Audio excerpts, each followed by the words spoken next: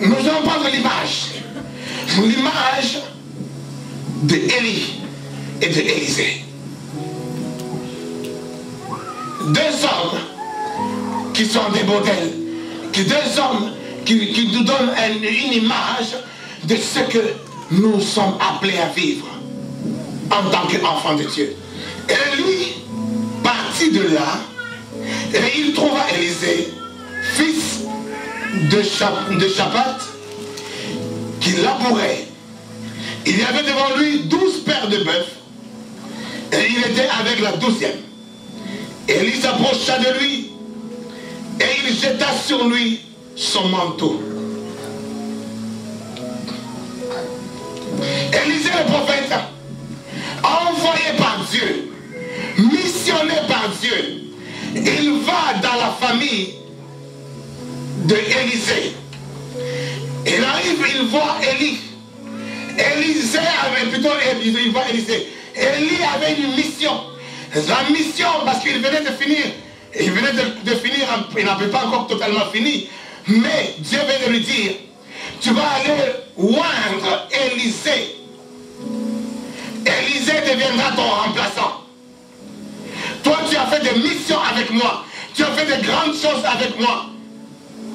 Quand il a fallu confondre le Dieu de Baal, tu étais présent. Tu as confondu le Dieu de Baal par la puissance du Dieu tout-puissant que je suis. Tu as invoqué mon nom. Le feu est descendu. Le feu a confondu les prophètes de Baal avec leur sacrifice. Donc tu connais le Dieu que je suis. Tu sais que je suis le Dieu du feu. Mais maintenant, tu as été éprouvé. Tu as été touché. Tu as été ébranlé par une femme qui s'appelle Jézabel. À cause de cela, tu as perdu la confiance que moi j'avais que tu avais en moi.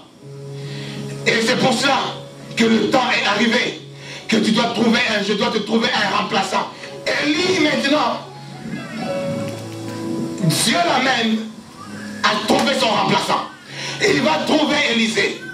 Quand il va trouver Élisée, l'acte prophétique qu'il a fait, il a pris son manteau, il a jeté son manteau à Élisée.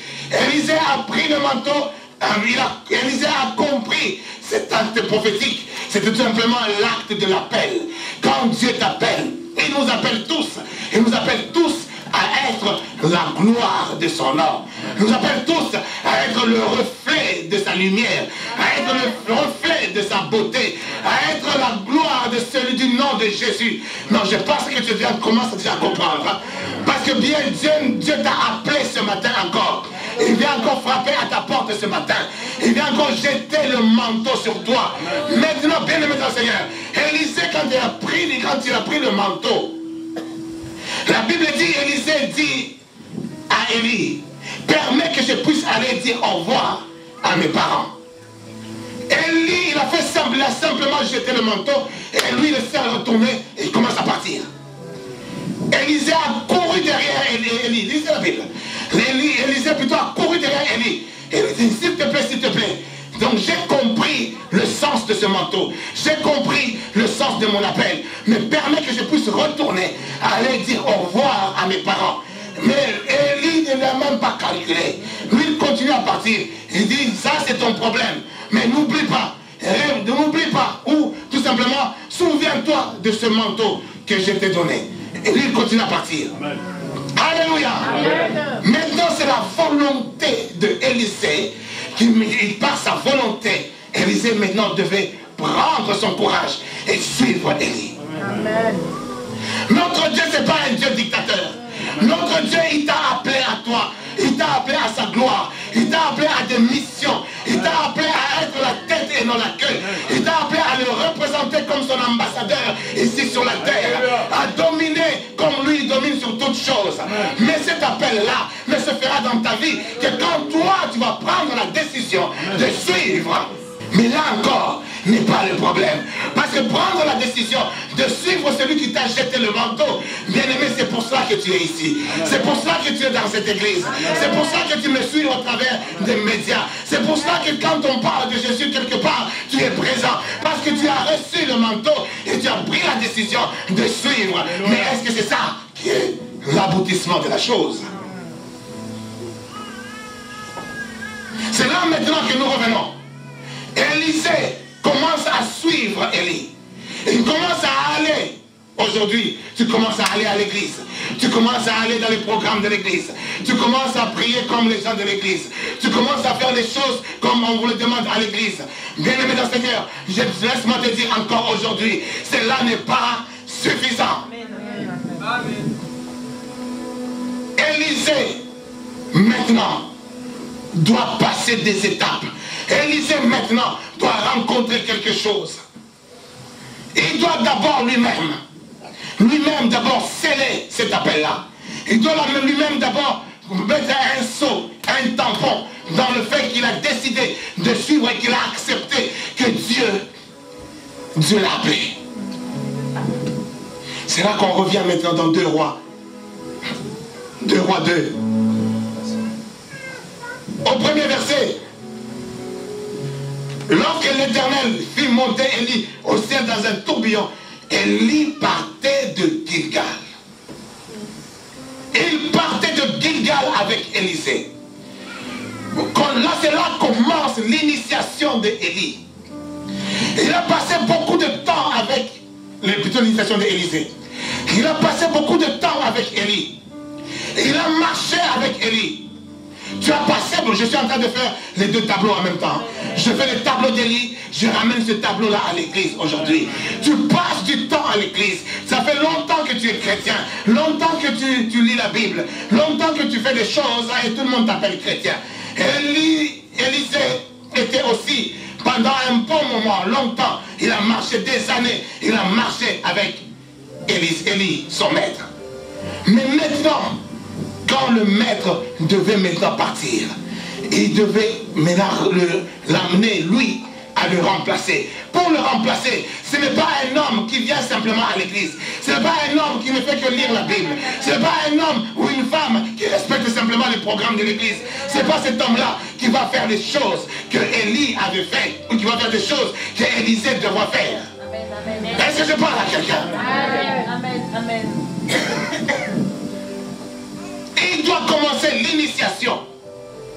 L'initiation qui l'amène à la gloire. L'initiation qui l'amène à son autorité, à son pouvoir. Cette initiation commence à Gilgal. Amen.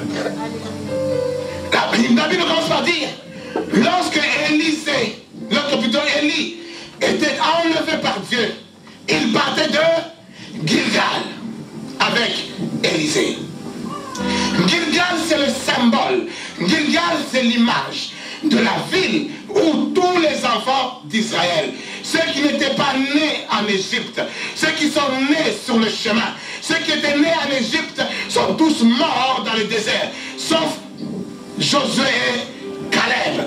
Maintenant, tous ceux qui sont nés dans le désert, ils n'étaient pas circoncis, parce que dans le désert, il n'y avait tellement rien. Les gens étaient tellement préoccupés à leurs problèmes, leurs soucis. Tous ces gens qui venaient d'Égypte, qui n'avaient pas même compris qu'il fallait qu'on puisse circoncire nos propres enfants. Alors Dieu donna ce commandement à Josué. Dit Josué, maintenant, prends tous les hommes qui sont nés dans le désert, tu vas leur faire la circoncision. La circoncision, c'était tout simplement le symbole ou la marque qui définissait une marque palpable, visible, une marque qui ne pouvait pas être corrompue, une marque qui ne peut même pas être masquée. Est-ce que tu comprends cela? Amen. Surtout, nous les Africains, nous comprenons cela. Nous sommes circoncis pour la plupart. Et nous savons que cette circoncision, elle ne peut être masquée, elle ne peut être cachée. Là, quand tu es circoncis, tu es circoncis. Est-ce que quelqu'un me comprend? On a enlevé une peau, on a jeté, il n'y a pas d'autre peau qui va remplacer cette peau. Est-ce que tu comprends cela? C'est là la circoncision que Dieu avait demandé aux enfants d'Israël. Mais cette circoncision était une image. Cette circoncision s'est faite dans la ville de Gilgal. Et Gilgal, c'est le symbole de la circoncision. Maintenant, nous qui sommes aujourd'hui l'Église, nous n'avons plus à être circoncis comme il en était à Gilgal, mais nous avons reçu une circoncision spirituelle, une circoncision du cœur. Paul dit, nous sommes circoncis de cœur. C'est-à-dire, nous avons, il y a quelque chose, il y a une peau qui était sur nous, une peau spirituelle dans laquelle nous étions. Cette peau a été retirée, cette peau a été jetée, et cette peau ne pourra plus encore revenir sur nous. Alléluia. Non, mais si tu comprenais ce mystère, je crois que tu commences déjà à être libéré. Amen. Si tu comprenais le mystère de la circoncision, c'est-à-dire, bien aimé dans le Seigneur, la peau de la nature adamique que tu avais, cette peau a été retirée par la circoncision spirituelle, la circoncision du cœur, et cette peau ne reviendra jamais. Donc la nature d'Adam ne reviendra jamais. Tu es maintenant destiné à une nouvelle nature, la nature spirituelle, la nature surnaturelle. Et tu dois vivre les choses surnaturelles. Parce que tu es une nouvelle créature. Aujourd'hui, nous pouvons dire, je peux dire, en tant que prophète, en tant que révélé, je peux dire, quand tu passes aux eaux de baptême, tu es en train de sceller d'une manière ferme, tu scelles ce que tu as reçu comme circoncision au jour où tu as cru en Jésus-Christ comme ton Seigneur et comme ton Sauveur. Oui, tu l'as cru, mais quand tu passes aux eaux, tu es en train de témoigner publiquement que les anges t'entendent, que les ciels t'entendent, que les démons t'entendent, que la terre t'entend, que les hommes t'entendent, que tu es maintenant circoncis de cœur. Tu es en train de témoigner dans les eaux de baptême ta circoncision. Mais ce n'est pas encore fini. Élie dit à Élisée, reste ici, je te prie, car l'Éternel m'envoie à... Reste ici. Encore une fois, béni le Seigneur. Tu es à Gilgal. Tu as reçu la circoncision du cœur. Maintenant, Dieu t'appelle pour que tu puisses aller où? À Bethel. Est-ce que quelqu'un me comprend? Dieu t'appelle pour que tu puisses aller à Bethel. Mais Élie est en train de te dire, toi reste ici à Gilgal. Moi je suis en train d'aller à Bethel. L'Éternel m'envoie à Bethel, toi reste ici, je te prie. Il est en train de le supplier même, reste là, je te prie, reste là. Ne me suis pas. Alléluia. Alléluia. Bethel veut dire la maison de Dieu. Est-ce que quelqu'un connaît cela? Bethel, en hébreu, veut dire la maison de Dieu. Et Bethel, c'est l'image de la maison de Dieu dans laquelle nous nous réunissons quand nous sommes ensemble. Là où 2-3 personnes se réunissent, nous formons la maison de Dieu. Nous sommes l'église. Et l'église, nous appelons cela la maison de Dieu. Bethel représente l'église aujourd'hui. Donc tu as reçu le manteau, tu étais dans la maison de ton père. Tu étais sur le chemin de ton travail. Tu étais je ne sais pas où tu as reçu l'appel. Quelqu'un t'a parlé de Christ Jésus. Et tu as dit oui, je reconnais. Je suis maintenant, je vais suivre ce Jésus. Tu acceptes volontairement d'être enfant de Dieu. Mais cela n'était pas encore fini. C'était que le commencement. Maintenant, tu dois passer par les eaux, le baptême des eaux, où tu vas maintenant, toi, déclarer publiquement que je suis enfant de Dieu. Tu passes par la circoncision, le témoignage de la circoncision spirituelle, la circoncision du cœur. Après avoir fait ce témoignage au travers des eaux de baptême, tu peux dire encore, ce n'est pas encore fini. Et là, Élie, où les choses dans le monde viennent maintenant te visiter pour te dire, écoute, tu es déjà enfant de Dieu. Écoute, tu as déjà été baptisé. C'est déjà suffisant. Maintenant, tu n'as plus besoin d'aller tout le temps à l'église. Tu n'as plus besoin d'aller là-bas. Regarde dans les églises, il y a toujours des problèmes. Regarde dans les églises, il y a toujours des conflits. Regarde dans les églises, il y a toujours des chômeurs. Regarde dans les églises, il y a toujours des gens qui ont des problèmes. Reste à la maison, tu es déjà enfant de Dieu. C'est ça l'épreuve. La première initiation que Élisée est en train de subir. Reste ici, Élisée. Reste à Gilgal. Moi, je m'en vais à Bethel. Moi, je m'en vais à l'église. Toi, tu peux rester là. Bien, mon Seigneur.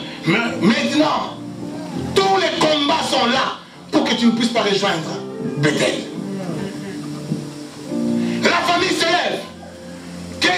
Où tu veux aller? Reste ici. Tu es déjà un enfant de Dieu. Reste ici, ne bouge pas. Tu es déjà un enfant de Dieu. Vis ta vie comme tout le monde. Dieu sait que tu es déjà circoncis de cœur. Mais Élisée ne s'est pas contenté de ça. Élisée a pris la décision. Il dit, l'Éternel est vivant. Moi, je ne t'abandonnerai pas. Je te suis à Bethel. Est-ce que quelqu'un veut suivre à l'église? Est-ce que quelqu'un veut suivre à l'église? Je parle à quelqu'un qui est en train de nous suivre à travers des médias. Tu as été découragé par des prédications. Tu as été découragé par des hommes qui étaient utilisés par Satan pour t'empêcher d'aller à l'église, pour t'empêcher d'aller à Bethel. Bethel qui est l'église, c'est aussi le symbole de la communion avec les frères, avec les sœurs. Amen. Tu viens à l'église pour communier ensemble avec ceux qui ont des problèmes, avec ceux qui ont des comportements bizarres, avec ceux qui ont des langages bizarres, mais c'est avec eux que tu dois communier. Bien-aimés dans le Seigneur, l'église est comme un hôpital où on trouve de tout. On trouve des malades, on trouve des docteurs, on trouve tout à l'hôpital. Amen. Amen. On ne va pas chasser un voleur à l'hôpital parce qu'il est voleur. Amen. Tu viens à l'église, tu viens communier avec ces voleurs-là. Tu vas les trouver là. Ce n'est pas ton problème. Toi, viens à Bethel. Élisée dit, je vais te suivre à Bethel. Élie lui dit encore, là ils sont déjà à Bethel. Là tu es déjà enfant de Dieu. Tu es déjà allé à l'église. Élie lui dit, Élisée, reste ici à l'église. Je te prie. Car l'Éternel m'envoie où?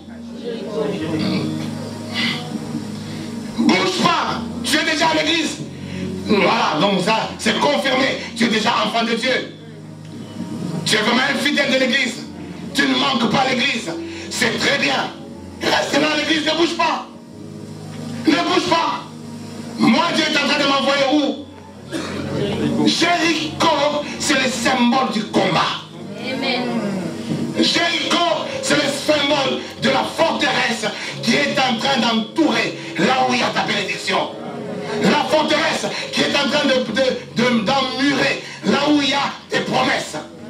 Alléluia. Et Élie est en train de dire, moi je vais à Jéricho. Donc moi je vais là où il y a la bénédiction.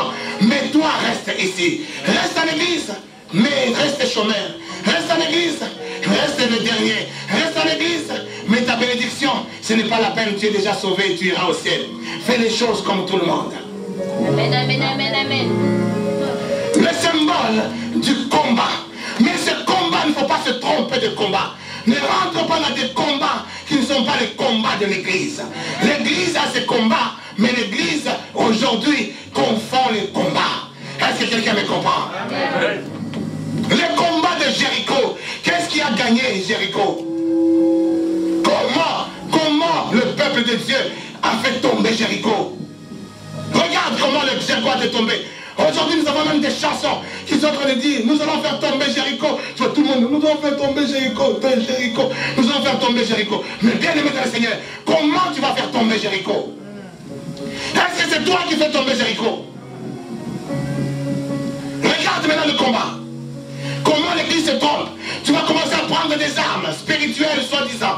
Tu vas commencer à prendre des armes lourdes, des armes efficaces, soi-disant. Tu vas combattre tous les démons, tu vas combattre tous les sorciers de ta famille. Tu vas combattre toutes les malédictions, même ton arrière-grand-père. Il est déjà mort il y a longtemps, mais tu continues à le combattre encore. Tu vois des systèmes, tu vois des choses compliquées dans ta vie. Les choses ne marchent pas. Nous allons nous mettre là en chaîne. Nous allons combattre. Dans le jeûne, nous allons combattre l'esprit, les liens de famille, les liens de ceci, les liens.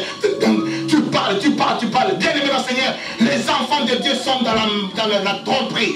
L'ennemi est en train de tromper l'église avec des faux combats. Jéricho, quand Jéricho est tombé, bien aimé, aujourd'hui on croit que Jéricho est tombé à cause de Josué et de son peuple. Non, Jéricho n'est pas tombé à cause de Josué. Jéricho est tombé parce que Dieu a dit à Josué, regarde Jéricho, regarde la forteresse. Maintenant tu vas prendre l'arche de Dieu. L'arche de Dieu. Tu vas porter l'arche de Dieu devant. C'est quand l'arche de Dieu va maintenant avancer envers Jéricho que vous allez tourner autour de Jéricho. Ils pouvaient tourner autour de Jéricho même 10 000 fois. Mais s'ils n'avaient pas l'arche de Dieu, Jéricho n'aurait même pas bougé d'1 centimètre. Est-ce que quelqu'un me comprend? Les murs de Jéricho n'auraient pas bougé même pas d'1 centimètre. Bien-aimés, vous faites des choses qui ne sont pas à leur niveau. Quand tu veux combattre les choses charnellement, sois armé charnellement. Alléluia. Amen. Quand tu veux aller à la guerre, tu cherches du travail, tu cherches le mariage, tu cherches je ne sais pas quoi. Toutes ces choses que tu cherches, ce sont des bénédictions. Ces choses sont la représentation de ton Jéricho. Mais ce Jéricho-là, bien aimé dans le Seigneur, si tu prends les armes intellectuelles, il faut que tu sois intellectuel véritablement. Il faut que ton intellectualisme puisse dépasser l'intellectualisme des géants qui étaient à Jéricho. Non, tu n'as pas saisi. Il faut que ta sagesse dépasse la sagesse de ceux qui étaient à Jéricho. Il faut que tes armes dépassent les armes de ceux qui étaient à Jéricho. Il faut que ta beauté dépasse la beauté de celles qui étaient à Jéricho. Pour que tu rentres dans ton mariage. Non, tu n'as pas saisi encore. Non, si tu veux rentrer dans le mariage, dans la beauté que tu veux mettre au devant, que moi je mets au devant ma beauté, il faut que cette beauté dépasse la beauté de ceux qui sont déjà dans Jéricho. Explique, papa. Si tu veux te mettre au niveau charnel, si les enfants d'Israël, ils voulaient maintenant faire tomber Jéricho par leur propre capacité, par leur propre force, par leurs propres moyens, il a fallu qu'ils soient armés, ne serait-ce qu'au moins comme ceux qui sont dans Jéricho. Au moins. Or, les enfants d'Israël, ils ne connaissaient même pas les armes, ils ne connaissaient même pas l'art de la guerre. Dieu prend un peuple vil, un peuple sans forme, un peuple insignifiant. Il veut démontrer sa gloire à travers ce peuple. Il te ramasse de nulle part, de quelque part, ou de je ne sais pas où. Il veut t'amener dans sa gloire. Et cette gloire est simplement une gloire qui revient à Dieu. Tu veux faire des affaires. Si tu veux mettre exceller dans tes affaires, tu veux faire au travers de toi-même, sois super, sois excellente dans l'art de pouvoir conduire les affaires, dans le marketing, dans la gestion, dans toutes ces choses-là, sois expert. Sinon, bien aimé Seigneur, Jéricho est barricadé. Jéricho est fermé. La Bible dit que la ville Jéricho est une ville barricadée, fortifiée, fermée. Personne n'y entrait, personne n'y sortait. Mais cette ville-là, comme toutes les villes, ont des portes où les gens rentrent, où les gens sortent. Mais quand la Bible dit que personne n'y entrait, personne n'y sortait, elle était fermée, mais était fermée parce que les enfants d'Israël étaient au devant de Jéricho. Bien-aimé, tes affaires que tu veux faire seront fermées parce que tu es un enfant de Dieu. Amen. Oh. Amen. Oh. Le mariage dans lequel tu veux rentrer sera barricadé parce que tu es un enfant de Dieu. Personne ne doit y rentrer, personne ne doit y sortir. Le travail que tu veux voir, le travail d'excellence que tu aspires, que tu cherches, il sera barricadé. Personne ne va y rentrer, personne ne va y sortir, parce que toi tu es là. Amen. Parce que toi tu es enfant de Dieu. Amen. Jéricho n'était pas fermé pour rien. Il était fermé parce que les enfants de Dieu étaient là. Parce que les enfants d'Israël étaient devant Jéricho. Parce que Dieu défend ta bénédiction. L'ennemi fait en sorte que Jéricho soit barricadé. Amen. Amen. Maintenant, toi, tu veux conquérir quand même Jéricho. Parce qu'on t'a dit, allons à Jéricho. Parce qu'on t'a dit, je t'ai donné Jéricho. Toi, tu veux dire, oui, comme on m'a donné Jéricho, moi je viens avec mon intelligence. Je viens avec mes diplômes. Je viens avec ma beauté. Je viens avec toutes mes astuces, je viens, mais tu ne rentreras pas dans Jéricho. Parce que celui qui est dans Jéricho est plus rusé que toi. Celui qui est dans Jéricho est plus armé que toi. Celui qui est dans Jéricho est plus beau et plus belle que toi. Celui qui est dans Jéricho, vous croyez que l'ennemi, vous croyez que Satan, il a des cornes, comme on a semblé nous faire croire qu'il avait des cornes et qu'il était moche, qu'il était tout noir. Mais on l'appelait l'astre de lumière. L'ange, c'était là, la beauté incarnée en Satan. Toi, tu dis, oui, non, moi je suis belle. Il est plus beau.